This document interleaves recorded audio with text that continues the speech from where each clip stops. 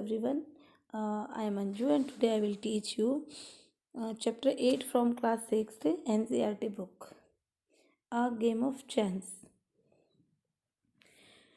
Students, आपने बहुत बार देखा होगा जब हम किसी मेले में या किसी फेस्टिवल पे जो मेले लगते हैं आसपास या कहीं पर वीकली फेयर लगते हैं तो ऐसे छोटे छोटे लकी शॉप्स होते हैं वहाँ पे कि यहाँ निशाना लगाइए, आपको ये प्राइज़ मिलेगा, वो प्राइज़ मिलेगा। तो इस टाइप की जो लकी शॉप्स होती हैं वो तकरीबन हर मेले में दिखाई दे जाती हैं। तो ये स्टोरी हमारी एक इसी टाइप की स्टोरी है कि कैसे एक बच्चे को बेवकूफ़ बनाया जाता है लकी शॉप के नाम पर और कैसे उसके जो पैसे हैं वो सारे के सारे ख़त्म हो जाते हैं। तो ये चैप्टर है, हम पढ़ेंगे इसको अभी। Every year on the occasion of Eid, there was a fair in our village. Eid was celebrated only one day, but the fair lasted many days. क्या कहा गया है, यानी कि जो हमारा ये चैप्टर है कि every year on the occasion of Eid, यानी कि ईद के मौके पर हर साल क्या होता था, मेला लगता था गाँव में। ठीक है, और ईद तो सिर्फ एक ही दिन के लिए मनाई जाती है, बट जो फेयर होता है वो कई दिनों तक चलता था। जो ट्रेड्समैन होते हैं यानी कि जो शॉपकीपर वगैरह होते हैं वो क्या करते थे, दूर दूर से आते थे और अपनी चीज़ों को बेचते थे यहाँ पर, यानी कि कई तरह की चीज़ें वो शॉपकीपर्स लेके आते थे और मेले में उनको बेच देते थे।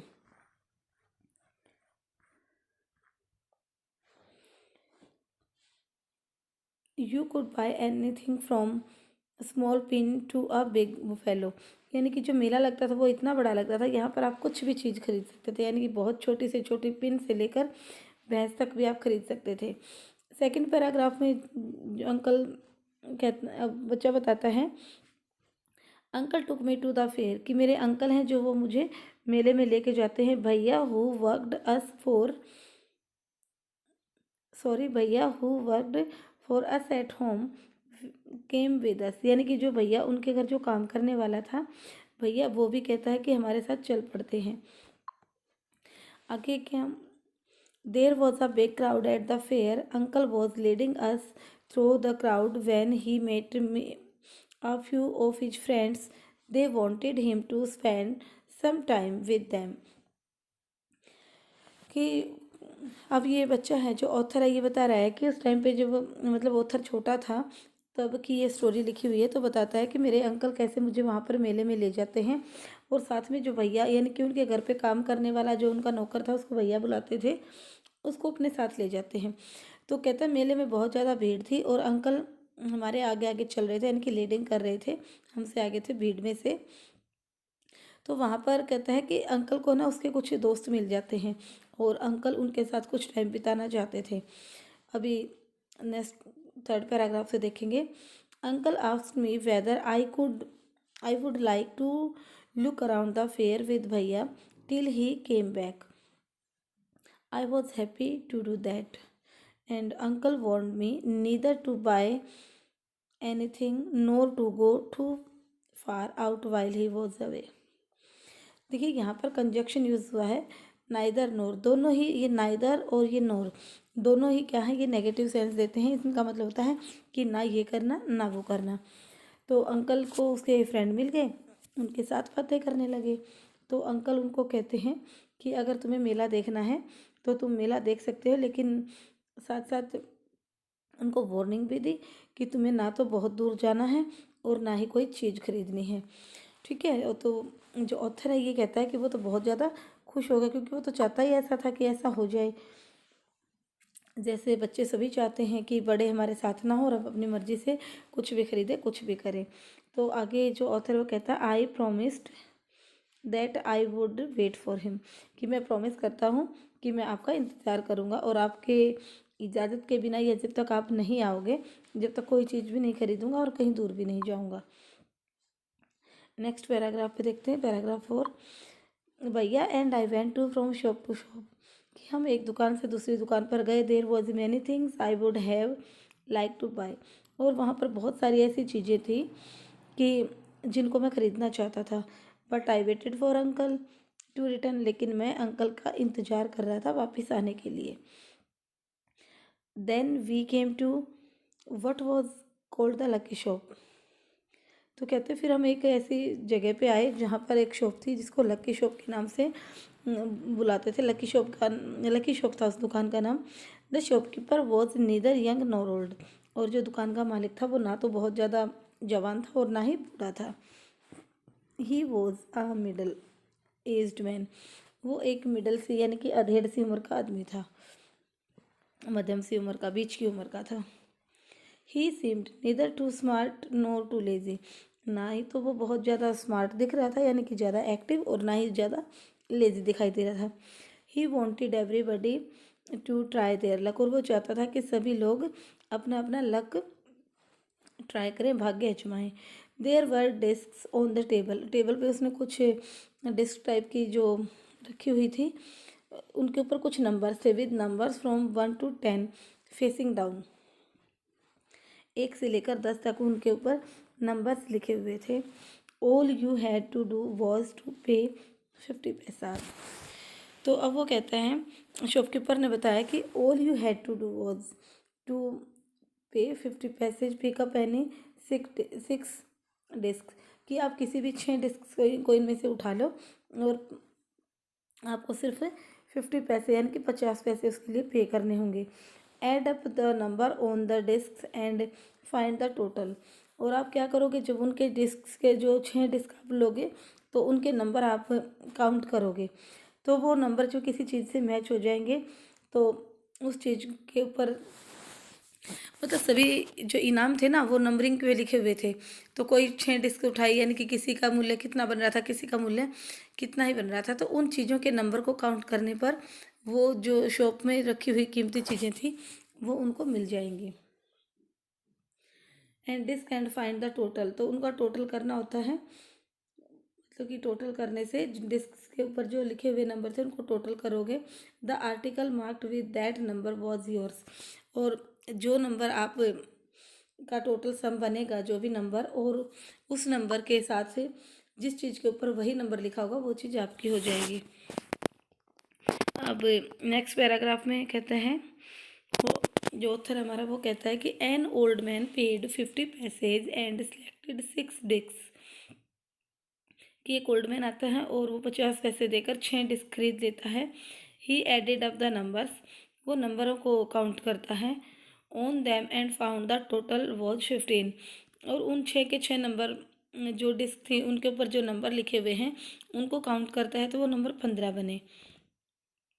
He was given the article mark 15। तो वो उसको जो चीज़ मिली जिस आर्टिकल के ऊपर 15 लिखा हुआ था, which was a beautiful clock, यानी कि वो एक सुंदर सा क्लॉक था, दीवार घड़ी थी। But the old man did not want a clock. लेकिन बूढ़े आदमी ने कहा कि मुझे तो ये चाहिए ही नहीं। The shopkeeper obliged him by buying it back for 15 rupees. तो जो दुकानदार था उसने क्या किया, 15 रुपये देकर उससे वो खरीद लिया, घड़ा वापस खरीद लिया, यानी कि 50 पैसे के बदले जो ओल्ड मैन था उसको 15 रुपये मिल गए। The old man went away very pleased. और जो बूढ़ा आदमी था वो खुश होकर चला गया। 6 पैराग्राफ देखते हैं। Then a boy a little older than I. कि अब एक लड़का आता है जो छोटा था बट मेरे से तो बड़ा ही था। Tried his luck. अपना लक आजमाता है। He got a comb worth 25 paise. The shopkeeper looked neither happy nor sad. He bought the comb from the boys for 50 paise. अब वो लड़का क्या है, स्टार्टिंग में उसके जो टोटल सम बनता है वो 25 पैसे बनते हैं, जो 25 का जो मार्क बनता है। तो 25 नंबर पे एक छोटा सा कॉम था, यानी कि कंघा होता है, छोटा सा कंघी होती है, तो बच्चे से वो कंघी खरीद लेता है 25 पैसे में। देन जो बॉय होता है, the boy tried his luck again. दोबारा से अपना लक आजमाता है। He now got a fountain pen worth 3 rupees. अब वो 3 रुपये का एक शाही वाला पेन खरीदता है, जैसे पहले पेन के अंदर इंक डाल के चलाया जाता था। इस टाइप के पेन आजकल बहुत कम आते हैं। तो जैसे जेल पेन चलते हैं वो ऐसे ही चलते थे और उनके अंदर इंक भरी जाती थी, तो उनको फाउंटेन पेन बोलते हैं। तो वो बच्चा जो 3 रुपये में फाउंटेन पेन उसको मिल जाता है। Then he tried third time and got a wrist watch worth 25 rupees. अब वो लड़का क्या करता है, तीसरी टाइम अपना लक आजमाता है और थर्ड टाइम पे उसको 25 रुपये की जो है कि एक wrist वॉच यानी कि एक कलाई घड़ी मिल जाती है। Then he tried again he got a table lamp worth more than 10 rupees. तब एक बार वो फिर अपना लक आजमाता है और अब की बार उसको 10 रुपये का एक टेबल लैंप मिलता है। द बॉय वॉज हैप्पी, जो लड़का बहुत खुश हो जाता है एंड वेंट अवे, दूर चला जाता है with a smile and the good deal of cash. तो वो सारी चीज़ें तो शॉपकीपर को दे देता है और शॉपकीपर से उन चीज़ों के बदले पैसे ले लेता है। जैसे 25 रुपये की तो उसकी रिस्ट वॉच थी, 10 रुपीज का उसका टेबल लैम्प था, 25 पैसे इसका कॉम्ब था, 3 रुपये का फाउंटेन पेन था। यानी कि उन चीज़ों के बदले दुकानदार से पैसे लेकर दूर चला जाता है एक खुशी वाली स्माइल लेके फेस पे। नेक्स्ट 7th पैराग्राफ पे देखेंगे। I wanted to try my luck too, कि मैं भी अपना भाग्य आजमाना चाहता था। अब ऑथर सोचता है कि जब सबको चीज़ें मिल रही हैं तो मैं क्यों पीछे रहूं। आई लुकड टू एट भैया, वो कहता है मैंने भैया की तरफ देखा। ही एनकरेज्ड मी, यानी कि उसने भी मुझे उत्साहित किया, उसने मुझे उकसाया, हाँ कि तुम भी ऐसा कर सकते हो। एनकरेज करना होता है मतलब किसी को मतलब हिम्मत देना। आई पेड 50 पैसे एंड इट टुक 6 डिस्क, कि मैंने भी 50 पैसे दिए और 6 डिस्क वहाँ से ली। My luck was not too good, कहता है कि मेरा भाग्य ज़्यादा अच्छा नहीं था। आई गोट 2 पेंसिल, मुझे सिर्फ 2 पेंसिल ही मिली। The shopkeeper brought them from me for 25 पैसे, और दुकानदार ने वो पेंसिल्स मुझसे छीन वापस ले ली। 25 पैसे मुझे देखे, दोनों पेंसिल मुझसे खरीद लेता है। आई ट्राइड अगेन, मैंने दोबारा कोशिश की। This time I got a bottle of ink, तो उसको एक इंक की बोतल मिलती है जो भी थोड़े से वैल्यू की थी, यानी कि उसकी कीमत भी बहुत ही कम थी। The shopkeeper brought that too for 25 paise. अब जो शॉपकीपर था उसने वो वाली बोतल, जो इंक की बोतल थी, वो भी 25 पैसे से खरीद ली। आई टूक a chance of third time, कहता है कि मैं तीसरी बार भी एक चांस लेना चाहता था। Still luck was not with me, अब भी मेरे साथ लक नहीं था, यानी कि अब तक भी भाग्य ने मेरा साथ नहीं दिया, यानी कि थर्ड टाइम भी ऐसा कुछ नहीं हुआ। चलते हैं नेक्स्ट 8 पैराग्राफ पे। I had hopes of winning a big prize and continue to try my luck again and again, कहता है कि मुझे उम्मीद थी कि मैं एक बड़ा प्राइज़ जीत जाऊंगा, इसलिए मैंने अपने गेम को कंटिन्यू रखा और अगेन एंड अगेन बार बार प्रयत्न करता रहा, कोशिश करता रहा। पेइंग 50 पैसा ईच टाइम, और हर बार 50 पैसे देता रहा। But every time I got a trifle, trifle का मतलब होता है कि बहुत ही छोटी वैल्यू वाला, मतलब कोई ऑब्जेक्ट मिलना है कि 50 पैसे लगा रहा है तो 50 पैसे की से भी कम की कीमत का उसको सामान मिलता रहा। कभी 20 पैसे, कभी 25 पैसे, ऐसे उसको सामान मिलता रहा। At last I was left with only 25 पैसे, कहता है कि अंत में मेरे सारे पैसे जो ख़त्म हो जाते हैं।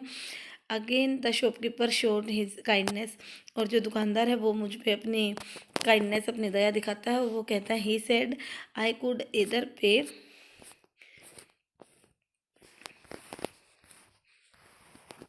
वंस मोर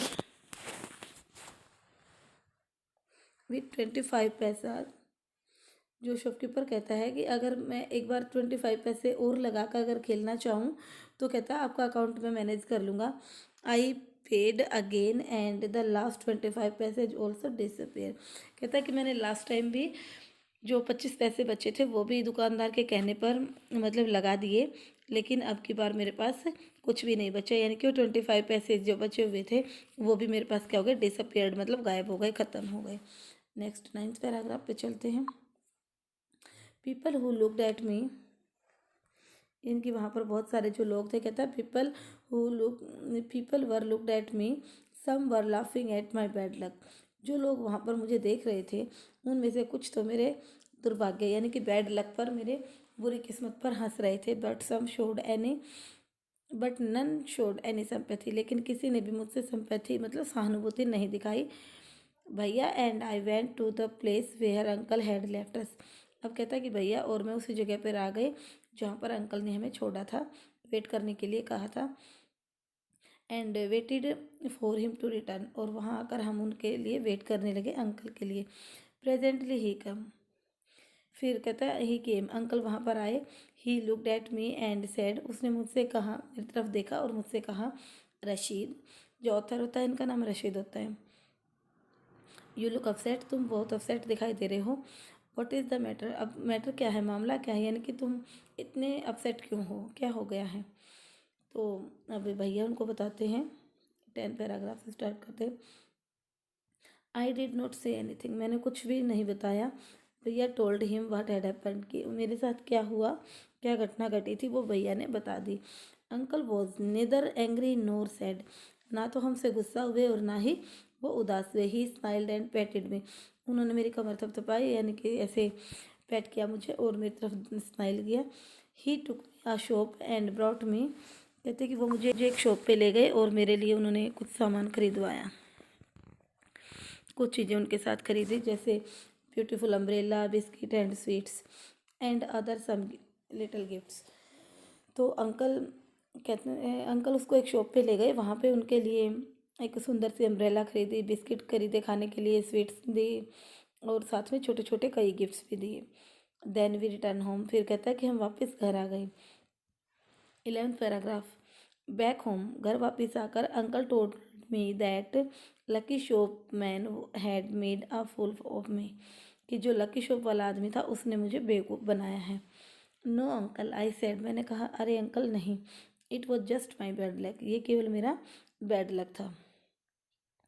तो अब अंकल उसको समझाते हैं, नो माई बॉय, अंकल समझाते हैं कि know my boy sad uncle, it was neither good luck और नॉर बैड लक, कि बेटा ये गुड लक और बैड लक कुछ भी नहीं होता, ठीक है, ये कुछ भी नहीं था।